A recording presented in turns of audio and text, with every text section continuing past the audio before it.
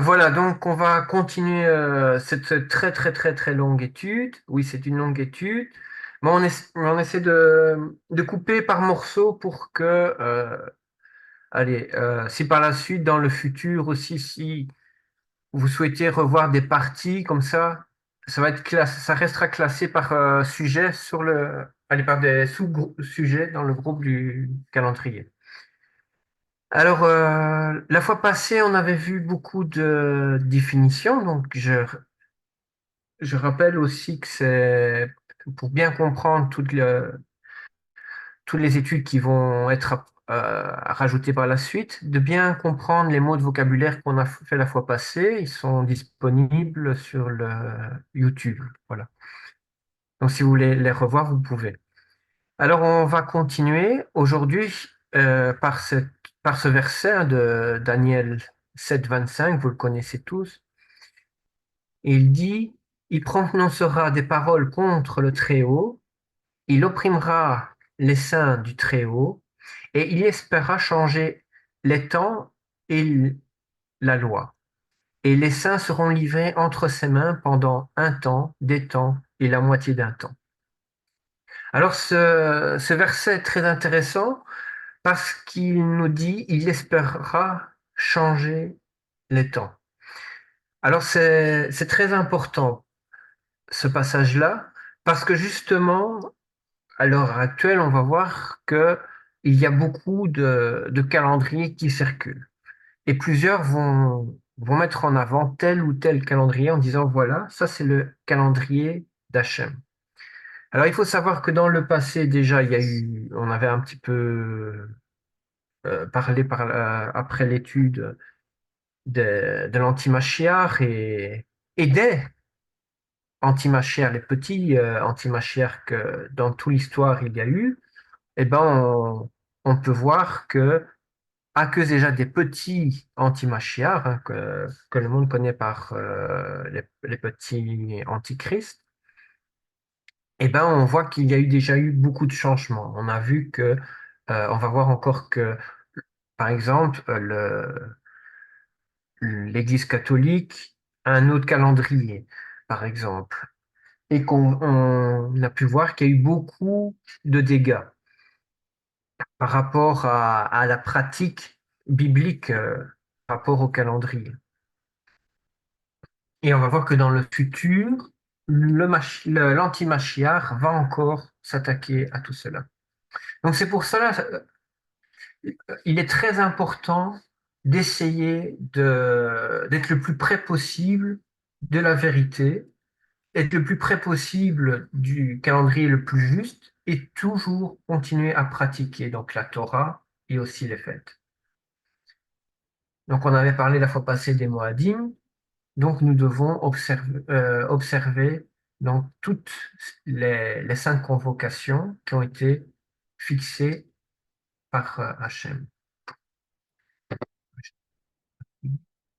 Voilà.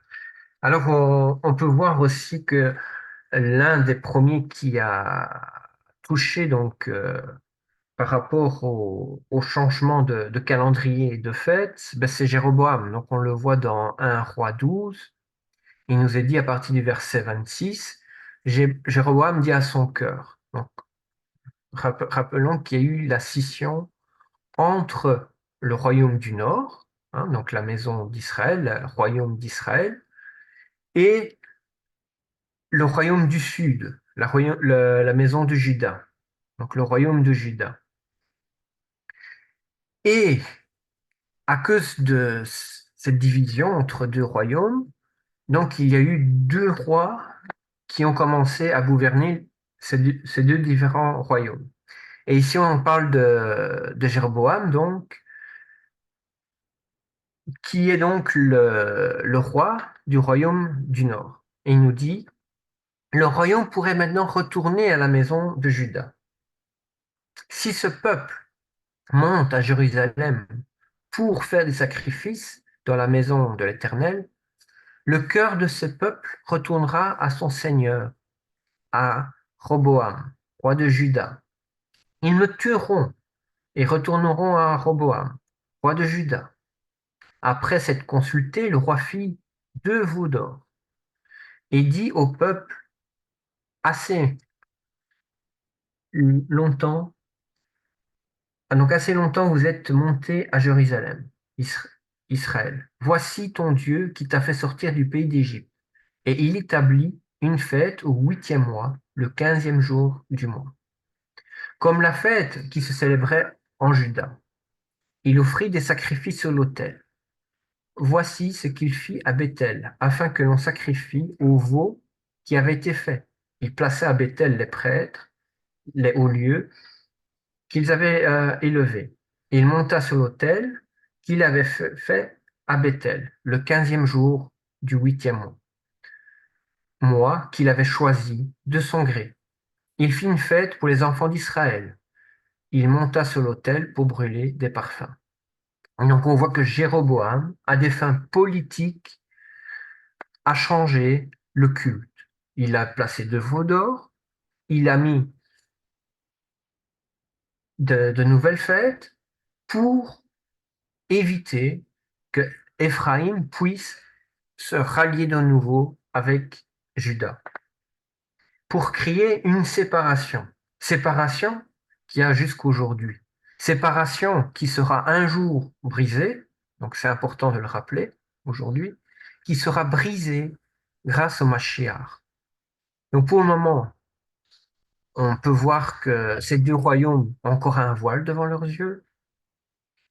Ils se renient tout à fait tous les deux, mais un jour, il y aura cette réunification qui est même prophétisée par le prophète Ézéchiel. On en a déjà parlé beaucoup dans les études antérieures. Et donc, tout n'est pas perdu pour Éphraïm. Mais ce qui est important ici, on voit, à défaut politique, un calendrier a été sélectionné. À défaut politique, on établit des fêtes. Et on le voit à travers toute l'histoire, ça a toujours été comme ça. Pour maintenir une autorité, eh ben, un roi, un empereur, un président va établir un calendrier. Mais nous, qui sommes disciples de Yeshua, nous qui avons Adonai comme Dieu, comme Elohim, nous suivons son calendrier à lui. Alors maintenant, on peut se dire quel calendrier. Donc, il faut que nous faisons des recherches.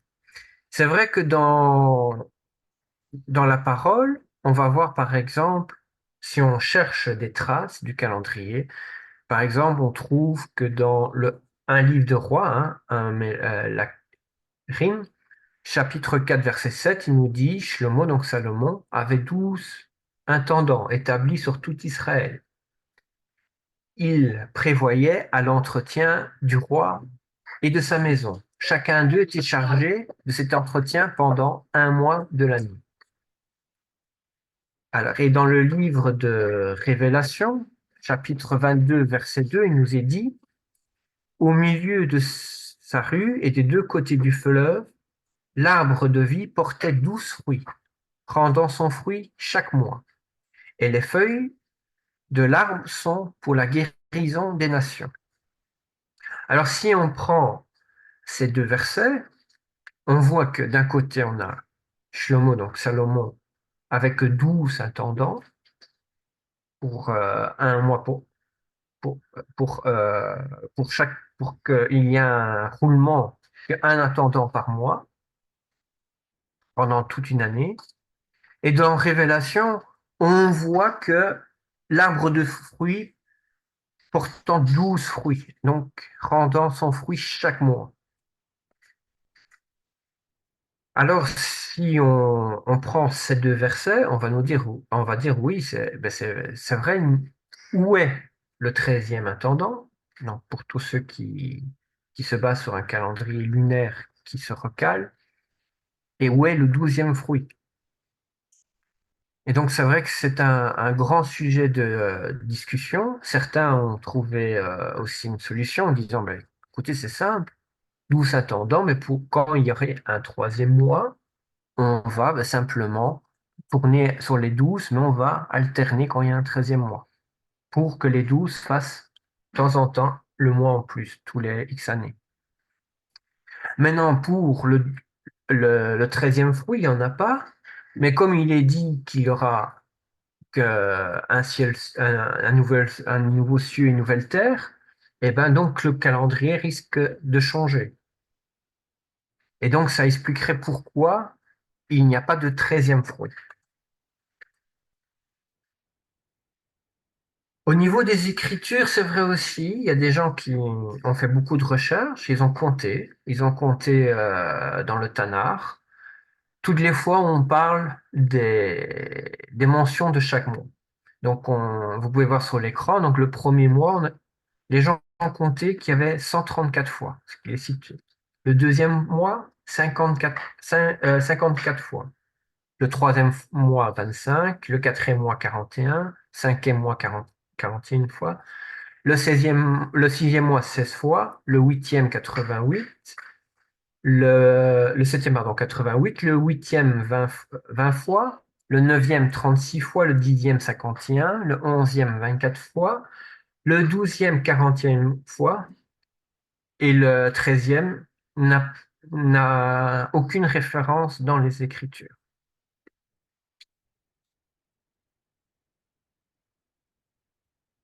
Alors, c'est vrai, on peut dire si on prend des sources externes, il faudra par exemple voir dans le Talmud, là on va parler de treizième mois, mais dans le Tanakh, il n'y a pas de référence à un treizième mois. Alors, si on prend aussi le livre de Bereshit, hein, le livre de la Genèse, si on prend le chapitre 7, verset 11, il nous est dit, en l'an 600 de la vie de Noah, de Noé. Au second mois, le 17e jour du mois, en ce jour-là, toute la source du grand abîme fut rompue et les écluses des cieux furent ouvertes. Et alors, si on continue le texte plus loin, donc chapitre 8, verset 3, il nous est dit, les eaux s'éloignèrent dessous la terre, s'en allant et s'éloignant. Au bout de 150 jours, les eaux diminuèrent. Le 17e jour du 7e mois, l'arche s'arrêta sur les montagnes d'Ararat. Donc, on fait si on compte du second mois, le 17e jour du mois, jusqu'au 17e jour du 7e mois, on va compter 150 jours. C'est vrai. Et donc, si on rentranche pour savoir combien il y a de jours par mois par rapport à ces deux versets-là, on va compter donc qu'il y a 5 mois qui font chacun 30 jours. Donc pas plus ni moins. Donc plusieurs vont nous dire, mais par rapport à ces versets-là, les mois font 30 jours tout pile. On va continuer. On voit aussi dans le livre de Révélation, donc, qui nous dit, donc, chapitre 11, verset 3, je donnerai à mes deux témoins de prophétie, pardon, à mes deux témoins de prophétiser pendant 1260 jours revêtus de sacs. On parle aussi dans le livre de Daniel, donc le 12, verset 11. Or, depuis le temps où cessa le sacrifice perpétuel, où sera dressée l'abomination de la désolation, il y aura 1290 jours. Donc Daniel 12, 11. Et dans la Révélation encore 12, chapitre 14, il nous est dit, mais les deux ailes du grand aigle furent données à la femme afin qu'elle s'envole dans le désert vers son lieu où elle est nourrie un temps, des temps et la moitié d'un temps, loin de la face du serpent. Alors, on peut voir que un temps, des temps, donc ces deux temps sont dans certaines traductions, et la moitié d'un temps, donc ça correspond à 3 ans et demi, donc 1260 jours. On peut voir que ces 1260 jours correspondent à chaque fois à des mois de 30 jours.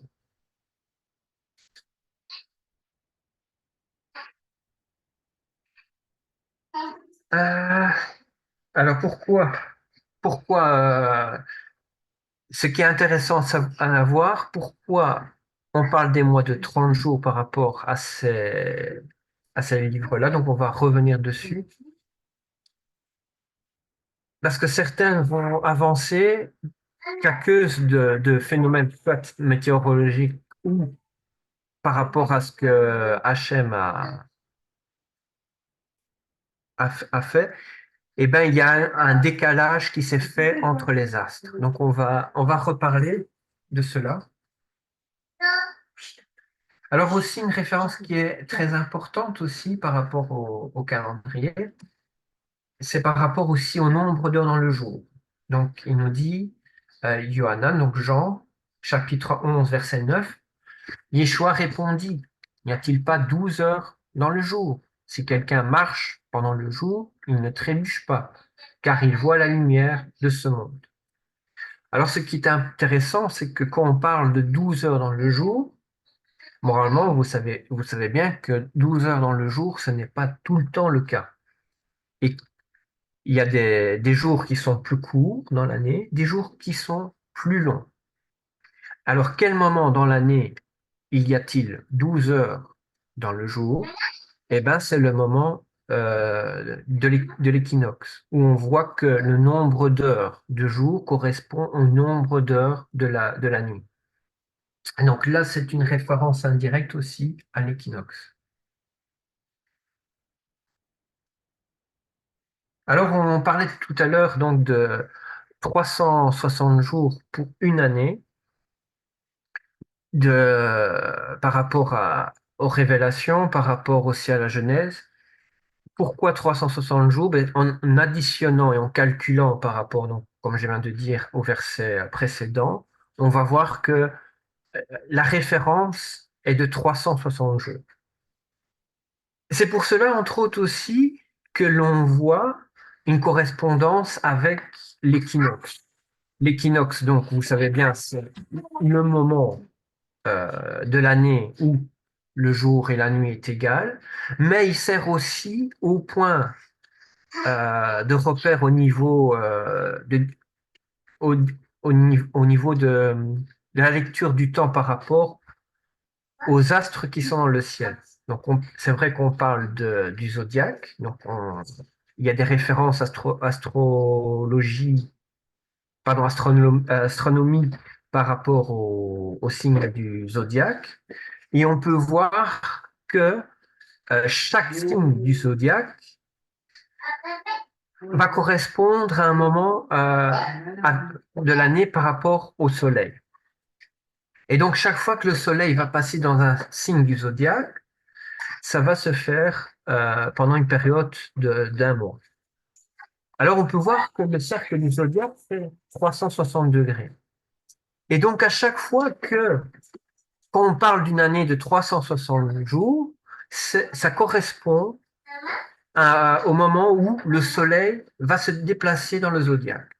Donc c'est vrai que quand certains rabbins nous disent oui, le Soleil, quand on a un calendrier purement Soleil, il n'y a pas de correspondance avec les mois, en fait ce n'est pas tout à fait vrai. Il y a une correspondance entre les étoiles, donc par rapport au zodiaque, et avec le Soleil.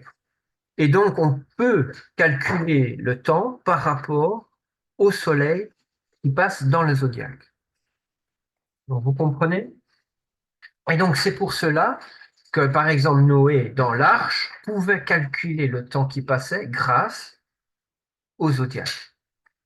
Et tout cela sur une référence de 360 jours. Maintenant, le problème qu'il y a, c'est que le 360 jours, c'est bien pour calculer le temps, mais malheureusement, à l'heure actuelle, ça ne correspond pas avec les saisons. Donc, si on pourrait dire oui, par rapport aux Écritures, on voit c'est fixé vers 360 jours, ok, mais malheureusement, aucune saison ne peut être observée par rapport à ça.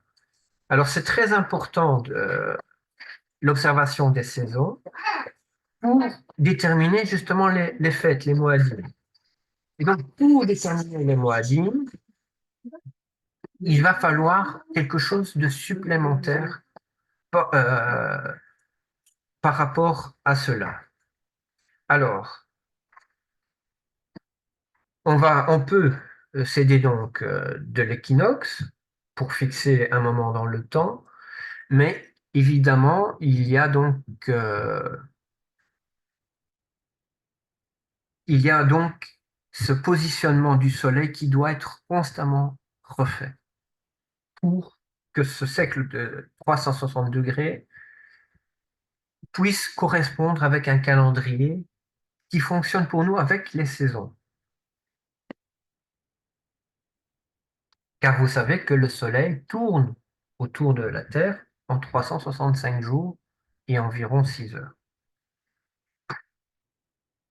Alors, plusieurs vont nous dire aussi que ce calendrier de 360 jours était le calendrier qui était à l'origine. Donc, certains vont dire que ce calendrier fonctionnait jusqu'au moment du déluge et qu'après le déluge, il y aurait eu une nouvelle rotation de la Terre qui fait que la Terre tourne moins vite autour du Soleil. Enfin, plus vite, pardon. Non, moins vite, pardon. Je me trompe pas, que la Terre tourne moins vite autour du Soleil. Et du coup, ce calendrier de 360 jours ne correspond plus par rapport aux saisons. D'autres vont nous dire, ce n'est pas le déluge, mais ça va être un autre moment de l'histoire. Et donc, je vais vous montrer quel est le moment qui est pointé aussi par rapport à ceux qui défendaient donc ce calendrier-là. Et on va expliquer aussi pourquoi cette thèse peut aussi tenir. Alors, si on prend le livre, donc dans 2 Chroniques, chapitre 32-24, il nous est dit, à cette époque-là, Ézéchias fut atteint d'une maladie mortelle. Il pria Adonai, et Adonai lui adressa la parole et lui accorda un signe. Donc on parle qu'Adonai a donné un signe. Quel est ce signe? On le retrouve dans Ésaïe, chapitre 38, versets 4 à 8. Il nous dit, alors la parole d'Adonai fut adressée à Ésaïe. Va annoncer à Ézéchias. Voici ce que dit Adonai l'Élohim de ton ancêtre David. J'ai entendu ta prière. J'y ai vu tes larmes ajouter 15 années à ta vie. Je te délivrerai de même de cette ville du roi d'Assyrie. Je protégerai cette ville. Voici pour le roi de la part d'Adonai le signe qui accomplira la parole qu'il a prononcée. Je vais faire reculer l'ombre des marches qui est descendue sur l'escalier d'Arras, et ce grâce au soleil. Je vais la faire reculer de 10 marches. Et le soleil recula de 10 marches sur l'escalier où il était descendu. Alors, il nous dit que Hachem a fait reculer l'ombre, donc l'ombre du soleil, de 10 marches. Et donc ça, c'est le signe que Hachem a donné donc, au roi. Alors, donc, cet escalier, donc, en fait, c'est une horloge solaire. Il faut savoir donc que pour confirmer au roi, Hachem a montré dans le signe, comme signe, donc un changement dans l'horloge solaire. On a vu que l'ombre a reculé de 10 marches. Il faut savoir que une horloge solaire, donc on calcule le temps, le moment de la journée, les années, les périodes, grâce à l'ombre par rapport aux marches. Et donc faire reculer, ça va changer la durée du temps. Donc vous voyez sur le dessin, par exemple, on va voir par rapport au niveau du soleil dans le ciel, on va voir que le soleil va refléter, va créer une onde sur les marches, qui va déterminer donc quel moment on est dans le temps. Alors ici, Il y en a qui ont fait des calculs, donc je trouvais intéressant de les voir. Il nous dit, dans le calcul, donc considérant que le Soleil dure 12 heures en moyenne, donc qui aurait par exemple 180 marches d'un côté et de l'autre, donc qui correspond donc pour 360 jours. Si on divise donc les 360 jours par 12 heures, ça représenterait donc 30 marches par 60 minutes, donc 10 degrés, donc par marche par 20 minutes. Donc 20 minutes divisé par 60 minutes et cela divisé par 24 heures, on obtient donc 0,01388 jours de perdu. Et donc 360 plus 0,13 888 fois 360, donc on a 365. Donc, mais le cycle est de 365,2422 jours. Donc, donc le calcul fait que euh, les 10 marches correspondent donc environ à 10 degrés par marche approximativement. Donc ça explique en gros euh, le fait que Hachem a fait reculer l'ombre du soleil, ça a fait retarder la course du soleil. Et donc, c'est pour ça que le temps est passé de 360 jours à 365 jours et environ 6 heures. Donc la rotation de la Terre était plus rapide avant. Et donc ici, donc pour avoir le calcul tout à fait exact, on peut voir qu'en fait, chaque marche correspond en fait à 10 degrés, 48. Donc c'est ça qui a créé ce décalage. Alors, sachant que par rapport à cela, il y a aussi par rapport à cet ancien calendrier, donc les gens expliquent aussi, ceux qui défendaient le calendrier de 360 jours, nous disent qu'à l'origine, le Soleil et la Lune étaient synchrones. Et en créant ce décalage avec le Soleil, ça a créé aussi un décalage avec la Lune.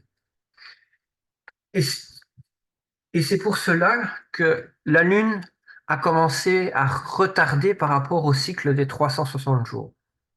Donc il nous dit, donc même avec un recul de 40 minutes total au niveau lunaire. Non, bon, si on recule de 40 minutes par jour, par 30 jours, on a 1200 minutes par mois. 1200 minutes par mois, ça fait 12 mois. On a 14 400 minutes par année. Et donc, 14 400 multiplié par 3, on a 43 200 minutes par 3 ans. 43 200 minutes divisé par 60, on a 720 heures de perdu en 3 ans. Et 720 heures divisé par 24 heures, on a 30 jours. Donc ça veut dire que ça correspond à 30 jours perdus. Donc, euh, donc 30 jours de décalage entre euh, les deux cycles.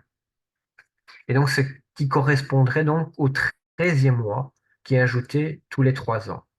Donc on voit que si à l'origine, si le Soleil et la Lune étaient synchrones, et que ce décalage aurait donc été fait à ce moment-là, eh ben on voit que le Soleil a avancé de 365, donc de 5 jours et de 6 heures, et on voit que la Lune a retardé donc de- a retardé pour faire donc allez, environ le tour en 354 jours. Et donc, tous les 3 mois, eh ben, ça crée un décalage donc, de 30 jours entre les deux cycles. Décalage qu'il n'y aurait pas eu. Et c'est pour cela que on voit pour s'adapter aux saisons, tous ceux qui vont utiliser un calendrier lunaire allez, lunaire, eh ben, sont obligés de rajouter un 13e mois pour faire correspondre dans tous les 3 ans pour faire correspondre les deux cycles. Alors, au niveau de... On parlait donc d'agriculture, qu'on a un calendrier qui est basé sur l'agriculture, et on peut voir aussi, au niveau archéologique, une preuve de cela. On a retrouvé le calendrier de Geyser, donc une petite tablette qui a été trouvée en 1908 par l'archéologue A.R. Stewart McAllister dans dans la cité de Gaza, hein. Donc c'était une tablette écrite en proto-cananéen ou phénicien. Donc elle est exposée pour le moment au musée d'archéologique à Istanbul, hein. Et on voit que cette tablette date du 10e siècle avant Yeshua. Et on voit qu'il y a 7 lignes qui sont gravées sur cette tablette, hein, cette ligne qui comprennent une liste des 12 mois. Donc, on peut voir aussi le décodage ici, hein. On a la première ligne qui correspond donc à 2 mois de récolte, hein, donc qui correspondrait au mois de août-septembre. 2 mois de plantation, octobre-novembre. 2 mois de plantation tardive, décembre-janvier. Un mois de binage du lin, fin février, 1 mois de récolte de l'orge, mars, 1 mois de moisson et de fête en avril, 2 mois de taille de la vigne, mai-juin, et 1 mois de fruits d'été. Et alors, il y a la signature aussi de la personne qui a écrit cette tablette. Donc, et là, le mois de fruits d'été correspond au mois de juillet. Donc ça, c'est une traduction qui a été faite selon W.F. Albrecht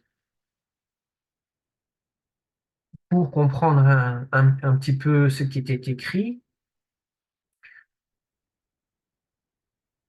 Donc voilà encore, je vous remonte un peu la tablette.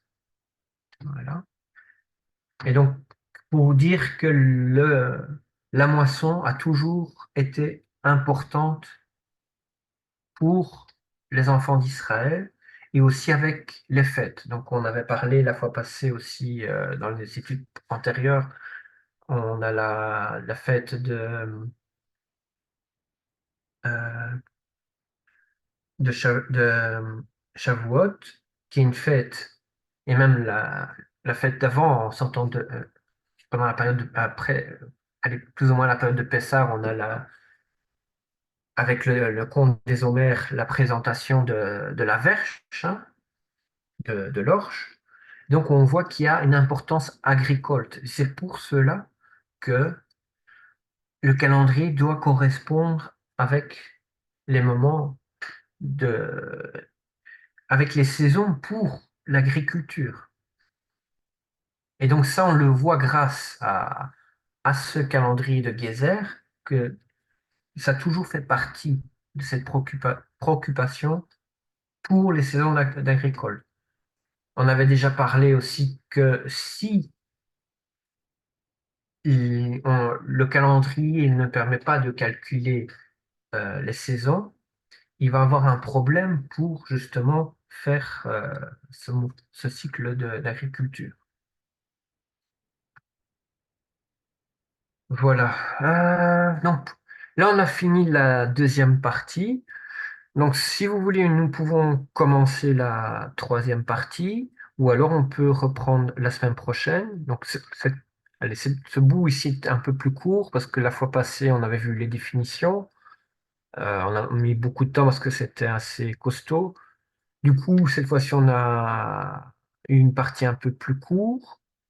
Mais ce qui est essentiel à comprendre dans cette partie, c'est que au niveau, au niveau du calendrier, c'est vrai que les Écritures nous parlent de 12 mois, les Écritures nous parlent des mois de 30 jours, mais il y a aussi un témoignage que il y a pu avoir un décalage qui est fait au moment, euh,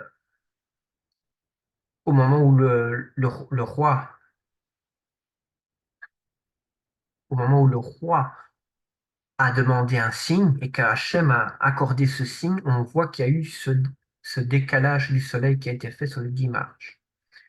Alors c'est vrai que ce qui est intéressant, c'est que si le soleil n'est pas pris aussi en compte, pourquoi alors Hachem a accepté d'utiliser un, un horloge solaire sous forme d'escalier? Il aurait pu dire, bah, écoutez, ça n'a rien à voir. Maintenant, il est vrai aussi que dans le livre de la Genèse, on l'avait dit au tout début, on a dit que pour fixer le temps, le soleil est pris en compte, les astres sont pris en compte et la lune est prise en compte. Et donc, ça explique pourquoi on voit que ce calendrier, allez, cet escalier d'Arras a été utilisé par Hachem pour montrer au roi le signe. Et du coup, donc, si à l'origine le calendrier était de 360 jours, on voit qu'après cet événement-là, eh ben, il y a eu donc ce décalage. Alors évidemment, ça, je ne peux pas vous dire avec certitude, oui, ça s'est passé. Et c'est très difficile de le voir même au niveau de l'astronomie, de dire oui, que ça s'est passé ou pas. Au niveau des témoignages, je veux dire, des différents peuples, certains vont dire oui, ou certains historiens vont dire oui, il y a eu à l'origine un calendrier de 360 jours qui est utilisé. Et par la suite, ben, voyant que ça n'a plus fonctionné, donc ils ont essayé d'adapter, c'est possible, ça peut être probable. Mais il n'y a pas de certitude à 100%. Donc voilà. Je pense on va, je sais pas, est-ce que vous êtes chaud de continuer ou on arrête là pour ce soir? Oui, on peut, c'est bien, on peut faire